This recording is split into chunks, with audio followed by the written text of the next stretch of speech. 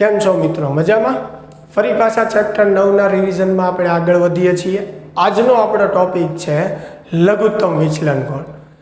આની પહેલાંના લેક્ચરમાં આપણે પ્રિઝમ વડે થતું વક્રીભવન અને પ્રિઝમ સૂત્ર આપણે ધાર્યું હતું.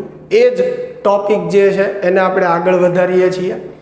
વિચલન કોણ આપણે શીખ્યા હતા ગયા લેક્ચરમાં. હવે લઘુત્તમ વિચલન કોણ એટલે કે આપાત કિરણનું જે નિર્ગમન થાય છે, એટલે કે આપાત કિરણની મૂળ દિશા અને એની નિર્ગમન પામતી દિશા જે છે એની વચ્ચેનો ખૂણો ખૂબ ઓછો હોય, એટલે કે ખૂબ ઓછું વિચલન થાય તો એને લઘુત્તમ વિચલન કોણ જે છે એ કહેવાય. હવે એની માટે જો આપણે પ્રિઝમ માટે ડેલ્ટા વિરુદ્ધ આઈનો, એટલે કે એના વિચલન કોણ વિરુદ્ધ આપાત કોણનો આલેખ જોઈએ તો આપણે જોઈ શકીએ કે શરૂઆતમાં જ્યારે આપાત કોણનું મૂલ્ય ઓછું છે ત્યારે વિચલન વધારે છે.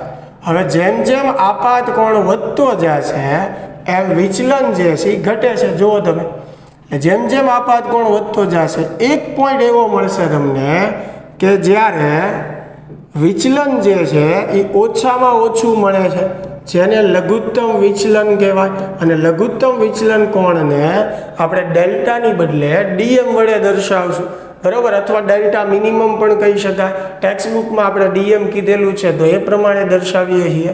તો અહીંયા આલેખમાં જોઈ શકીએ છીએ કે આ આપાત કોણ માટે ડેલ્ટા જે છે એ લઘુત્તમ મળે છે, એટલે આને કહેવાય લઘુત્તમ વિચલન કોણ. હજી ફરી પાછા જો તમે આઈના મૂલ્ય વધારતા જશો, એટલે કે આપાત કોણ વધારશો તો તમને એ જોવા મળશે કે આ આપાત કોણ માટે ડેલ્ટા જે છે એકવાર પહેલાંય મળી ગયેલો છે, એટલે હવે ડેલ્ટાના મૂલ્યો જે છે એ ફરી પાછા રિપીટ થશે, એટલે ધીમે ધીમે ડેલ્ટા વધશે.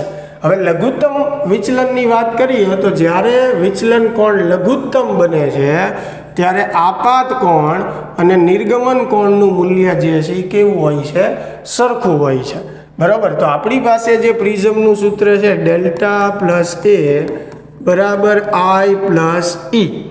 તો આની અંદર આપણે આઈની ઈની જગ્યાએ આઈ મૂકીએ તો આઈ પ્લસ આઈ શું થશે?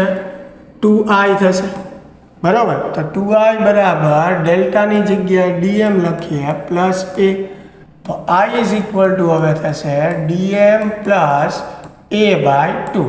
તો આ ક્યાં શેની માટેનું સૂત્ર છે? તો કે લઘુત્તમ વિચલન માટે, કે જ્યારે વિચલન કોણ લઘુત્તમ મળતો હોય ત્યારે આપાત કોણ અથવા તો નિર્ગમન કોણ આ સૂત્રથી મેળવી શકીએ. અને આ કેસમાં બંને જે વક્રીભૂત કોણો છે એ સમાન હોય છે, જેને આપણે કહીએ આ બંનેનું મૂલ્ય જે છે એ કેવું હોય છે? સમાન હોય છે. હવે આપણને ખ્યાલ છે કે R1 પ્લસ R2 બરાબર શું છે? એ.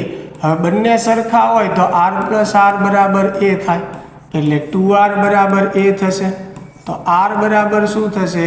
એ બાય 2 થશે. હવે પ્રિઝમનું આપણી પાસે પ્રથમ સપાટી માટે એક સૂત્ર છે N1 sin I બરાબર N2 sin R1. તમે બીજી સપાટીનું વાપરો તોય સરખો જ આન્સર આવશે. હવે N1 જે છે એઝ ઇટ ઇઝ sin આઈની જગ્યાએ શું મૂકી શકશું? DM plus A by 2. અહીંયા N2 જે છે એમને sin R1ની જગ્યાએ શું આવશે? એ બાય 2, કેમ કે R1 R2 સરખા જ છે અને એની બરાબર કેટલું છે? એ બાય 2 છે. તો હવે મને મળશે N2 by N1 is equal to sin DM plus A by 2, બરાબર. N1 આ બાજુ જશે, આ પદ છેદમાં આવશે sin એ બાય 2. ચાલો, તો એક આપણને આ સૂત્ર તારવવાનું પણ થિયરીમાં પૂછાય છે. હજી આનાથી આગળ કે પાતળા પ્રિઝમ માટે કીધું હોય તો ખૂણો ખૂબ નાનો ગણી શકાય. એવા કેસમાં સાઇન થીટા નિયર અબાઉટ આપણે થીટા લઈ શકીએ. ક્યારે? જ્યારે આપણને પાતળા પ્રિઝમની વાત કરી હોય ત્યાં, બરાબર. તો એવા કેસ માટે sine theta near about theta, બરાબર. એટલે કે સીધો આપણે થીટા જે છે એ લખી શકશું. તો N2 બાય N1 બરાબર શું થશે? ડીએમ પ્લસ એ બાય 2 છેદમાં એ બાય 2. અહીંયા ટુ કેન્સલ થશે એટલે ડીએમ પ્લસ એ છેદમાં એ આવશે બરાબર. ચાલો એને આ બાજુ ગુણી નાખીએ તો n2/n1 ગુણ્યા એ બરાબર ડીએમ પ્લસ એ. હવે પ્લસ એને ઓલી બાજુ મોકલીએ તો માઇનસ થશે તો ડીએમ બરાબર n2/n1 એ માઇનસ એ.